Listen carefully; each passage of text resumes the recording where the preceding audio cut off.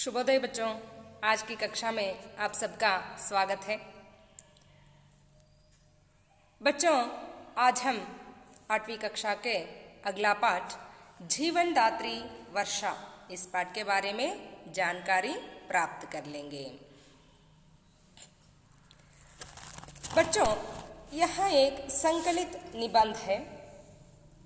यहाँ पर वर्षा को जीवनदात्री कहा गया है। जीवन धात्री इसका अर्थ होता है जन्म देने वाली।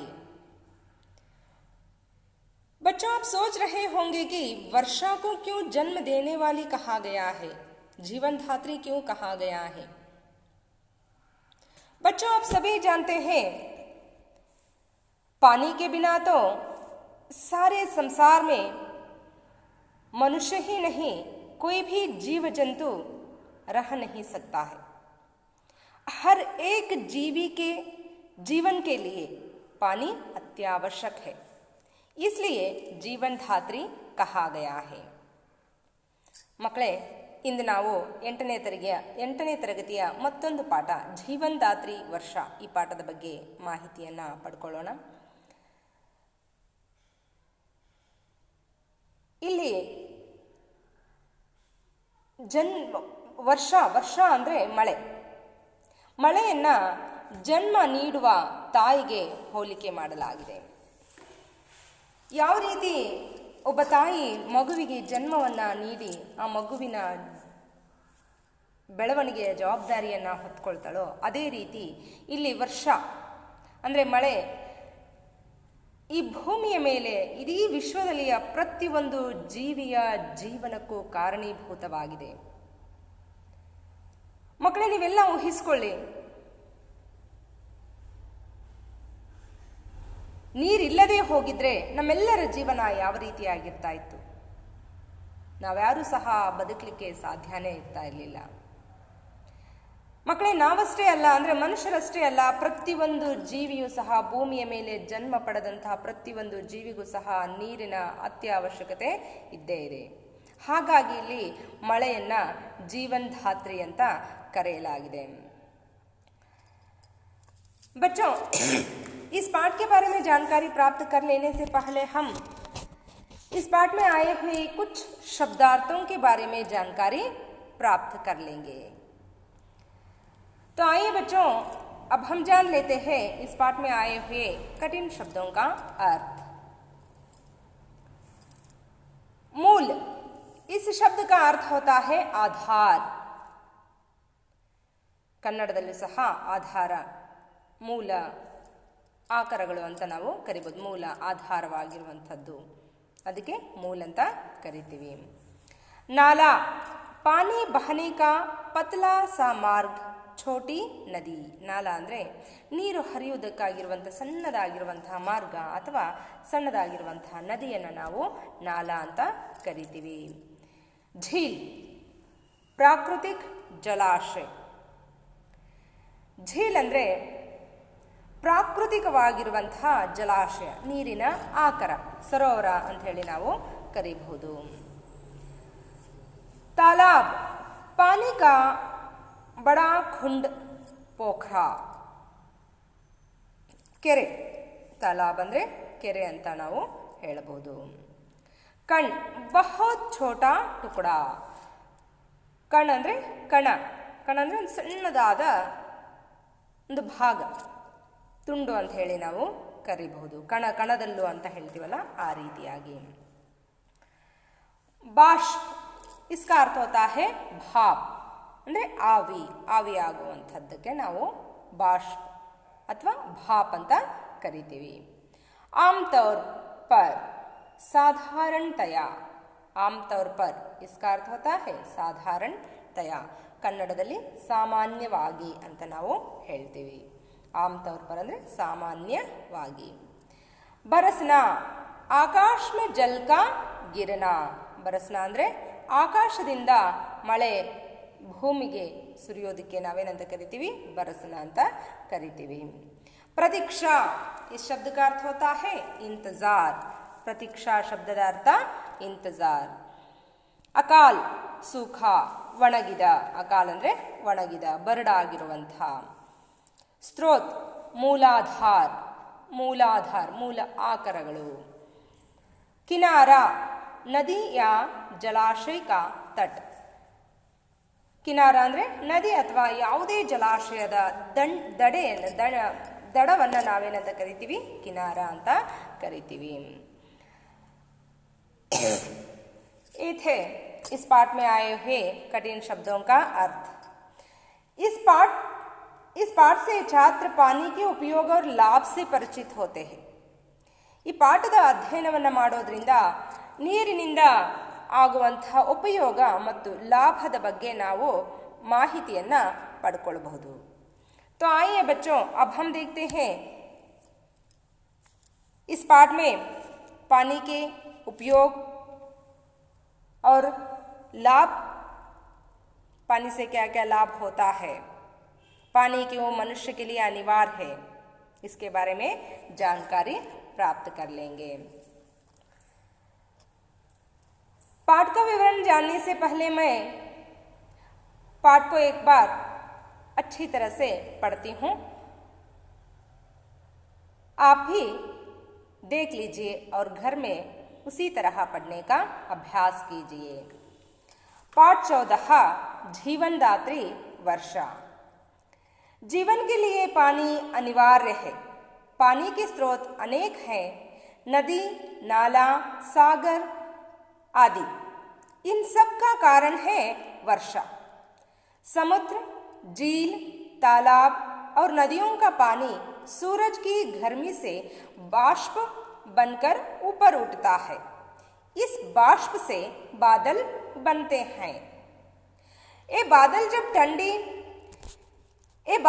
ठंडी हवा से टकराते हैं तो इनमें रहने वाले बाष्प के कण पानी की बूंदें बन जाते हैं.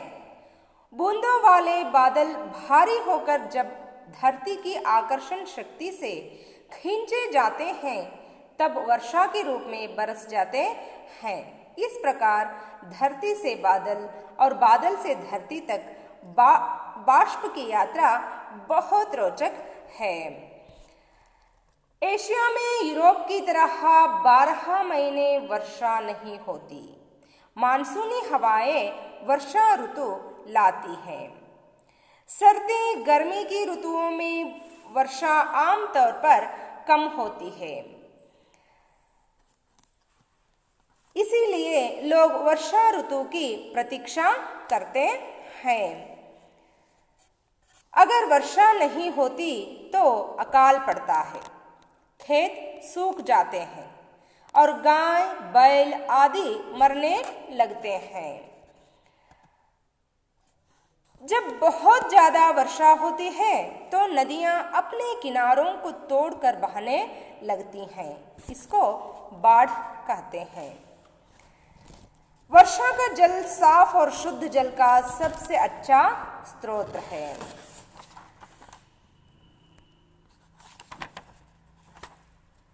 वर्षा किसानों के लिए वरदान है. वह सभी लोगों के लिए पीने के पानी का मूल साधन है. संसार के सभी जीव जंतुओं के लिए पानी अत्यंत आवश्यक है. पानी के बिना कोई भी कार्य नहीं किया जा सकता, जैसे साफ सफाई, नहाना धोना, सिंचाई बुआई आदि. इस तरह वर्षा जन जीवन के लिए अत्यंत उपयोगी है. जहाँ वर्षा नहीं वहाँ जीवन भी नहीं. ये था इस पाठ का एक आदर्श वाचन. जिस तरह मैं पाठ पढ़ी हूँ उसी तरह आपको भी घर में पाठ पढ़ने की तैयारी कर लेना चाहिए. तो आइए बच्चों, अब हम देखते हैं इस पाठ के विवरण में पानी के उपयोग के बारे में क्या क्या जानकारी दिया गया है. जीवन के लिए पानी अनिवार्य है.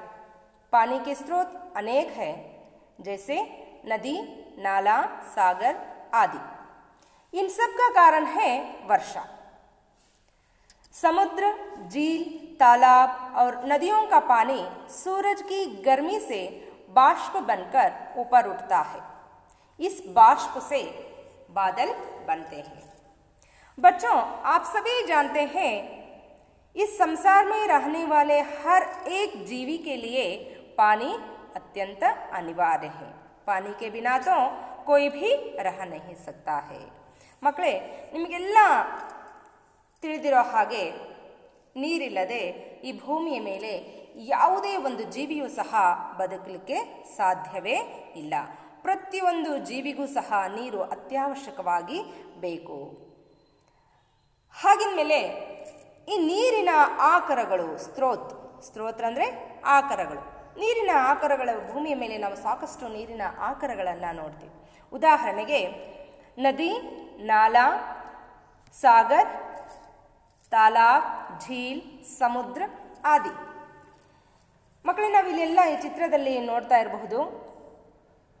ನದಿ, ಕೆರೆ, ಹಳ್ಳ, ಕೊಳ, ಸರೋವರ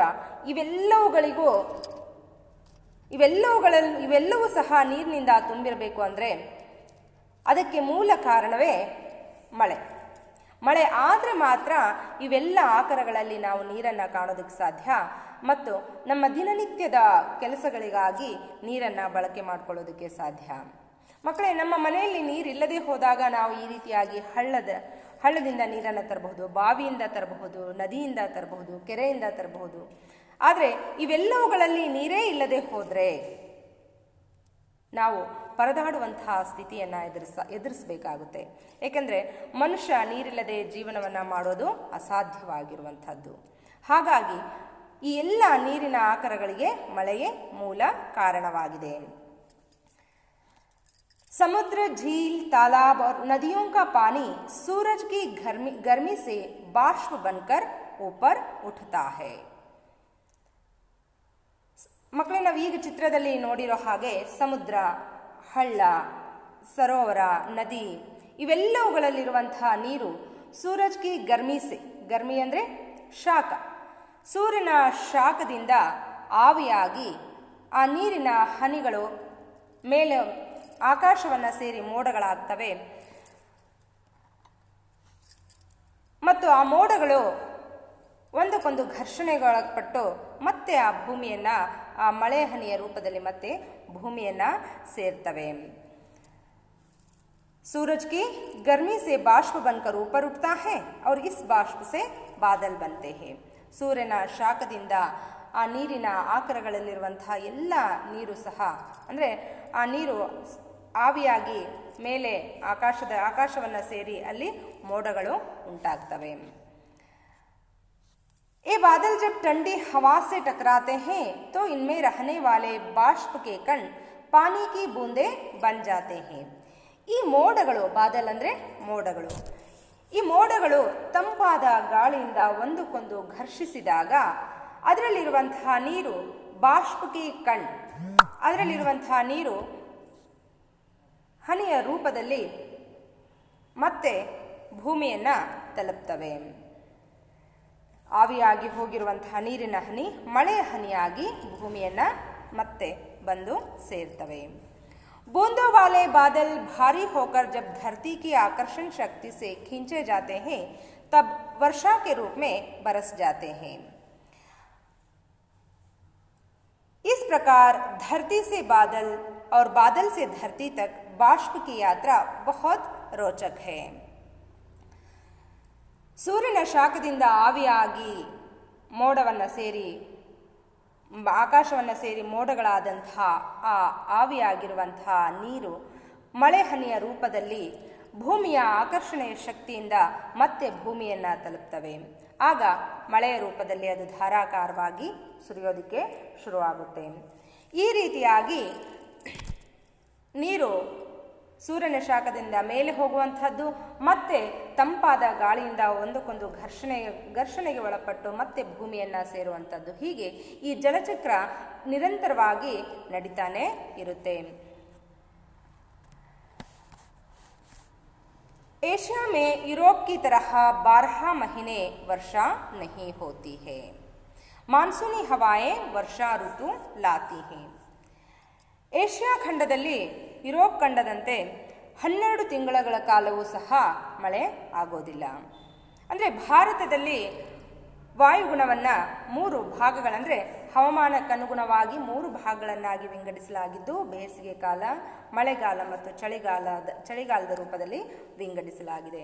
ಸಾಮಾನ್ಯವಾಗಿ ಭಾರತದಲ್ಲಿ ಚಳಿಗಾಲದಲ್ಲಿ ಮತ್ತು ಬೇಸಿಗೆ ಕಾಲದಲ್ಲಿ ಮಳೆಯನ್ನು ನಾವು ಕಾಣೋದಕ್ಕೆ ಸಾಧ್ಯ ಆಗೋದಿಲ್ಲ.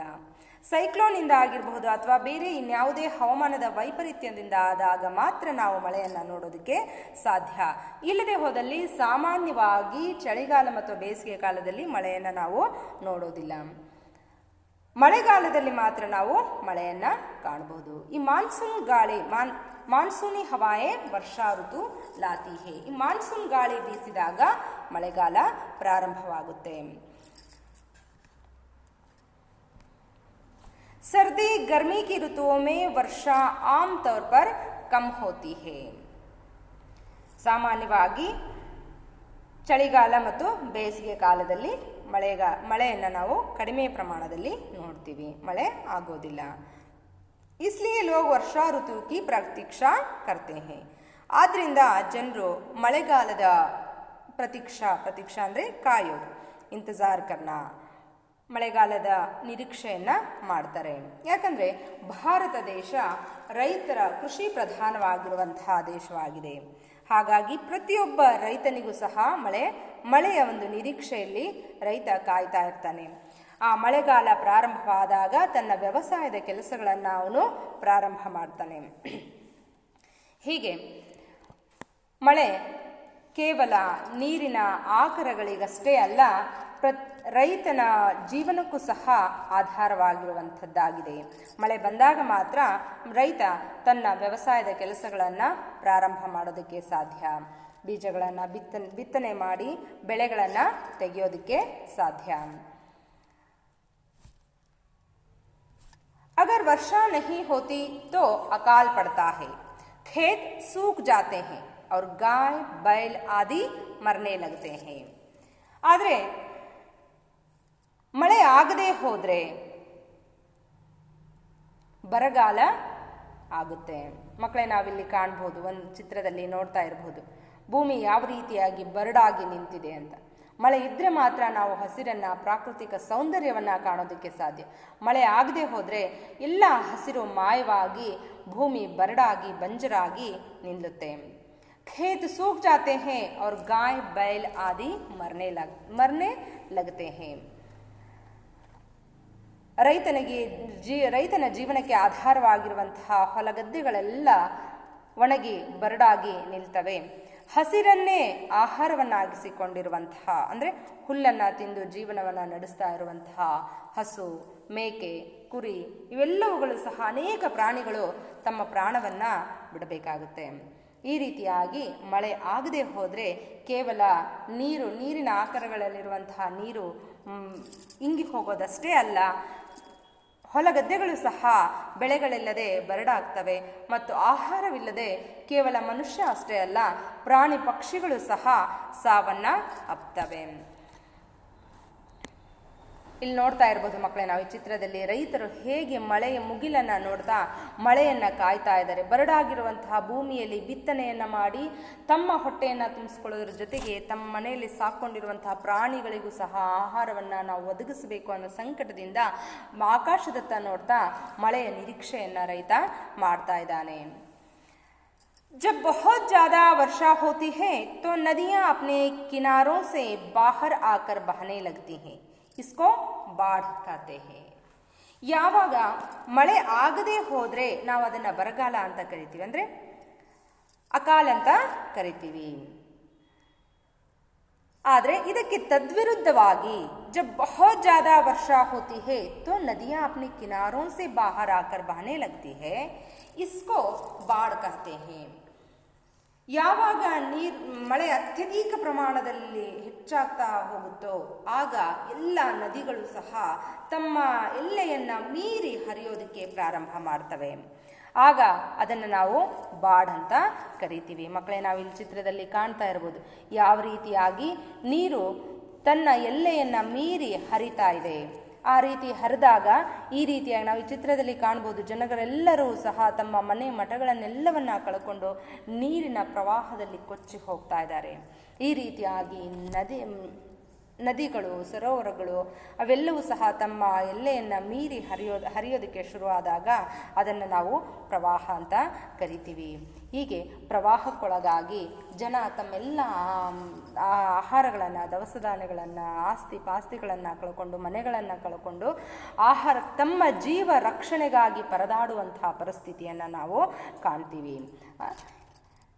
ಬಾಡ್ ಅಂದರೆ ಪ್ರವಾಹ, ಮತ್ತು ಇದಕ್ಕೆ ವಿರುದ್ಧವಾಗಿರುವಂತಹ ಪದ ಅಂದರೆ ಅಕಾಲ್, ಬರಗಾಲ ಅಂತ ನಾವು ಕರಿತೀವಿ. ಹೀಗೆ वर्षा का जल साफ और शुद्ध जल का सबसे अच्छा स्रोत है. ಮಳೆಯ ನೀರು ಶುದ್ಧವಾಗಿರುವಂಥ ನೀರಾಗಿದೆ. ಭಾರತ ಕೆ ಚಿರಾಪುಂಜಿ ಮೇ ಅಧಿಕ ವರ್ಷಾ ಹೋತಿ ಹೇ. ಭಾರತದಲ್ಲಿ ಅತಿ ಹೆಚ್ಚು ಮಳೆ ಬೀಳುವ ಪ್ರದೇಶ ಅಂದರೆ ಚಿರಾಪುಂಜಿ. ಹೀಗೆ ಮಳೆ ನೀರು ಶುದ್ಧ ನೀರಿನ ಮೂಲ ಆಕರವಾಗಿದೆ. ನಮಗೆ ಶುದ್ಧವಾದ ನೀರು ಬೇಕು ಅಂದರೆ ಮಳೆ ಬರಲೇಬೇಕು. ಮಳೆ ಆದಾಗ ಮಾತ್ರ ನಾವು ಶುದ್ಧವಾದ ನೀರನ್ನು ಪಡೆಯೋದಕ್ಕೆ ಸಾಧ್ಯ ಆಗುತ್ತೆ.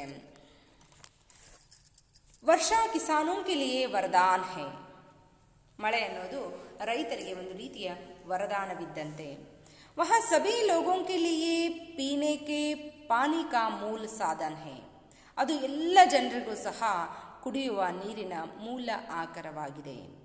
ಸಂಸಾರ ಕೆ ಸಭಿ ಜೀವ ಜಂತುओं के लिए पानी ಅತ್ಯಂತ ಅವಶ್ಯಕ है. ಈ ಜಗತ್ತಿನ ಎಲ್ಲ ಜೀವಿಗಳಿಗೆ, ಎಲ್ಲ ಪ್ರಾಣಿ ಪಕ್ಷಿಗಳಿಗೆ ನೀರು ಅತ್ಯಂತ ಅವಶ್ಯಕವಾಗಿದೆ. ಪಾನಿ ಕೆ ಬಿನಾ ಕೋಯಿ ಭೀ ಕಾರ್ಯ ನಹಿ ಕಿಯಾ ಜಾ ಸಕ್ತಾ. ನೀರಿಲ್ಲದೆ ಯಾವ ಕೆಲಸಗಳನ್ನು ಸಹ ಮಾಡಲಿಕ್ಕೆ ಸಾಧ್ಯವೇ ಇಲ್ಲ. ಉದಾಹರಣೆಗೆ ಸಾಫ್ ಸಫಾಯಿ, ಸ್ವಚ್ಛಗೊಳಿಸೋದಾಗಿರ್ಬೋದು, ಮನೆಯನ್ನು ಸ್ವಚ್ಛಗೊಳಿಸೋದಾಗಿರ್ಬೋದು, ನಮ್ಮ ದೇಹವನ್ನು ಶುಚಿಗೊಳಿಸ್ಕೊಳ್ಳೋದಾಗಿರ್ಬೋದು, ಹೊರಗಿನ ಮನೆಯ ಹೊರಗಿನ ಅಂಗಳವನ್ನಾಗಲಿ, ಮನೆಯ ಹೊರಗಿನ ವಾತಾವರಣವನ್ನಾಗಲಿ ಸ್ವಚ್ಛಗೊಳಿಸಬೇಕು ಅಂದರೆ ನಮಗೆ ನೀರು ಅತ್ಯವಶ್ಯಕವಾಗಿ ಬೇಕು. ನೀರಿಲ್ಲದೆ ಯಾವುದೇ ಕೆಲಸವನ್ನು ಮಾಡುವುದು ಸಹ ಅಸಾಧ್ಯ. ನಹಾನ ಧೋನ, ನಾವು ಸ್ನಾನ ಮಾಡೋದಾಗಿರ್ಬೋದು, ಪಾತ್ರೆಗಳನ್ನು ತೊಳೆಯೋದಾಗಿರ್ಬೋದು, ನೆಲವರ್ಸೋದಾಗಿರ್ಬೋದು, ಬಟ್ಟೆಗಳನ್ನು ಒಗೆಯೋದಾಗಿರ್ಬೋದು, ಹೀಗೆ ಮನೆಯ ಪ್ರತಿಯೊಂದು ಕೆಲಸಕ್ಕೂ ಸಹ ನೀರು ಬೇಕು. ಅದರ ಜೊತೆಗೆ ಸಿಂಚಾಯಿ ಬುವಾಯಿ ಕರ್ನ, ಬೀಜಗಳನ್ನು ಬಿತ್ತನೆ ಮಾಡೋದು, ಬೆಳೆಗಳನ್ನು ಬೆಳೆಸೋದು, ಇವೆಲ್ಲವುಗಳಿಗೂ ಸಹ ನೀರು ಬೇಕು. ಒಣ ಭೂಮಿಯಲ್ಲಿ ಬೀಜವನ್ನು ಬಿತ್ತಿ ಬೆಳೆಯನ್ನು ತೆಗೆಯೋದು ಸಹ ರೈತನಿಗೆ ಅಸಾಧ್ಯವಾಗಿರುವಂಥದ್ದು. ಮನೆಯ ಕೆಲಸಗಳಿಗೆ ಯಾವ ರೀತಿಯಾಗಿ ನೀರು ಅತ್ಯವಶ್ಯಕವಾಗಿ ಬೇಕೋ ಹಾಗೆ ರೈತನಿಗೂ ಸಹ ಬೆಳೆಗಳನ್ನು ಬೆಳೆಯೋದಕ್ಕೆ ನೀರು ಅಷ್ಟೇ ಅವಶ್ಯಕವಾಗಿ ಬೇಕು. ಇಸ್ ತರಹ ವರ್ಷಾ ಜನ್ ಜೀವನ್ ಕೆ ಲಿಯೇ ಅತ್ಯಂತ ಉಪಯೋಗಿ ಹೇ. ಈ ರೀತಿಯಾಗಿ ಮಳೆ ಪ್ರತಿಯೊಂದು ಜೀವಿಗೂ ಸಹ, ಭೂಮಿಯ ಮೇಲೆ ಜೀವನವನ್ನು ಪಡೆದಂತಹ, ಜನ್ಮವೆತ್ತಿದಂತಹ ಪ್ರತಿಯೊಂದು ಜೀವಿಯ ಜೀವನಕ್ಕೆ ನೀರು ಅತ್ಯವಶ್ಯಕವಾಗಿ ಬೇಕು. ನೀರಿದ್ರೆ ಮಾತ್ರ ಜೀವನ. ನೀರಿಲ್ಲದೆ ಹೋದರೆ ಯಾರೂ ಸಹ ಜೀವಿಸಲಿಕ್ಕೆ ಸಾಧ್ಯವೇ ಇಲ್ಲ. ಜಹಾ ವರ್ಷಾ ನಹಿ ವಹಾ ಜೀವನ್ ನಹಿ. ಎಲ್ಲಿ ಮಳೆ ಇಲ್ವೋ ಅಲ್ಲಿ ಜೀವನವೂ ಸಹ ಇಲ್ಲ. ಮಳೆ ಆದಾಗ ಮಾತ್ರ ಭೂಮಿ ತಂಪಾಗುತ್ತೆ. ತಂಪಾದ ಭೂಮಿಯಲ್ಲಿ ರೈತ ಬೀಜಗಳನ್ನು ಬಿತ್ತಿ ಬೆಳೆಗಳನ್ನು ತೆಗೆಯೋದಕ್ಕೆ ಸಾಧ್ಯ, ಬೆಳೆಗಳನ್ನು ಕಾಣೋದಕ್ಕೆ ಸಾಧ್ಯ. ಬೆಳೆಗಳಾದಾಗ ಮಾತ್ರ, ಆಹಾರ ಧಾನ್ಯಗಳನ್ನು ಬೆಳೆದಾಗ ಮಾತ್ರ ಇನ್ನುಳಿದಂಥ ಎಲ್ಲ ಜೀವಿಗಳು ಸಹ ಅವುಗಳನ್ನು ತಿಂದು ನೀರನ್ನು ಸೇವನೆ ಮಾಡ್ತಾ ಜೀವನವನ್ನು ಮಾಡೋದಕ್ಕೆ ಸಾಧ್ಯ. ನೀರಿಲ್ಲದೆ ಹೋದರೆ ಜೀವನವೇ ನಶ್ವರ, ಜೀವಿಸೋದಕ್ಕೆ ಸಾಧ್ಯವೇ ಇಲ್ಲ. ಹಾಗಾಗಿ ಈಗಿರುವಂತಹ ನೀರಿನ ಆಕರಗಳಲ್ಲಿರುವಂತಹ ನೀರನ್ನು ಸ್ವಚ್ಛವಾಗಿಟ್ಕೊಳ್ಳೋದು, ಶುಚಿಯಾಗಿಟ್ಕೊಳ್ಳೋದು ಅಂದರೆ ಜಲಮಾಲಿನ್ಯವಾಗದೇ ಇರುವಂತಹ ರೀತಿಯಲ್ಲಿ ನೀರನ್ನು ಸುರಕ್ಷಿತವಾಗಿ ಕಾಪಾಡಿಕೊಂಡು ನಮ್ಮ ಮುಂದಿನ ಪೀಳಿಗೆಯವರಿಗೂ ಸಹ ಶುದ್ಧವಾದ ನೀರನ್ನು ಒದಗಿಸಿಕೊಡೋದು ನಮ್ಮೆಲ್ಲರ ಕರ್ತವ್ಯವಾಗಿದೆ. ನಾವು ಯಾವ ರೀತಿಯಾಗಿ ಶುದ್ಧವಾದ ನೀರನ್ನು ಸೇವನೆ ಮಾಡ್ತಾ ಇದ್ದೀವೋ ನಮ್ಮ ಮುಂದಿನ ಪೀಳಿಗೆಯವರು ಸಹ ಅದೇ ರೀತಿ ಶುದ್ಧವಾದ ನೀರನ್ನು ಸೇವನೆ ಮಾಡಬೇಕು ಅನ್ನೋ ಜವಾಬ್ದಾರಿಯಿಂದ ನಾವು ನೀರನ್ನು ಹಿತವಾಗಿ ಮಿತವಾಗಿ ಬಳಸ್ತಾ ಅವುಗಳನ್ನು ಸ್ವಚ್ಛವಾಗಿಟ್ಕೊಳ್ಬೇಕು. ಯಾವುದೇ ಕಸಕಡ್ಡಿಗಳನ್ನು ಅದರಲ್ಲಿ ಎಸೆಯೋದಾಗಿರ್ಬೋದು, ಬೇರೆ ಯಾವುದೇ ರೀತಿ ಅಂದರೆ ಜಲಮಾಲಿನ್ಯವಾಗದೇ ಇರುವಂಥ ರೀತಿಯಲ್ಲಿ ಎಚ್ಚರಿಕೆಯನ್ನು ವಹಿಸ್ತಾ ನಾವು ನೀರನ್ನು ಕಾಪಾಡಿಕೊಳ್ಬೇಕು ಅಂತ ಹೇಳ್ತಾ ಈ ಪಾಠವನ್ನು ಇಲ್ಲಿಗೆ ಮುಗಿಸ್ತಾ ಇದ್ದೀನಿ. ಧನ್ಯವಾದಗಳು ಮಕ್ಕಳೇ.